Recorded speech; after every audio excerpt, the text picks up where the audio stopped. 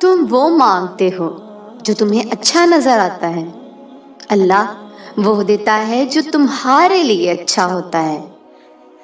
اللہ بہتر کرے گا، لیکن اگر اللہ نے بہتر نہ کیا تو ایمان رکھو اللہ بہترین کرے گا۔ نماز وہ واحد حکم ہے جسے اللہ نے آسمان سے وحی کے ذریعے نہیں اتارا، بلکہ اپنے محبوب حضرت محمد صلی اللہ علیہ وسلم کو آسمان پر بلا کر تحفے میں دیا۔ رب سے عشق میں وہ مقام بھی آتا ہے، دعا تو بہت دور کی بات ہے، انسان صرف سوچتا ہے اور رب نواز دیتا ہے۔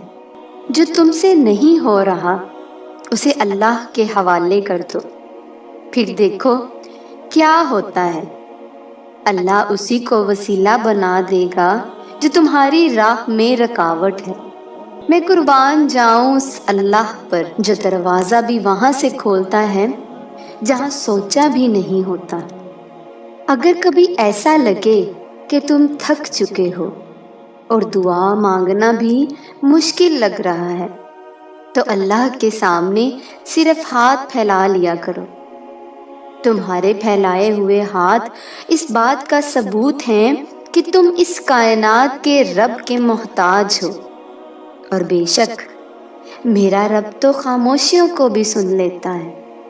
کتنا حسین ہوتا ہے نا وہ لمحہ جب ہم سجدے میں آنسو بہا کر اپنے رب سے کچھ مانگیں اور وہ ہمیں کچھ دیر بعد ہی اس چیز سے نواز دے۔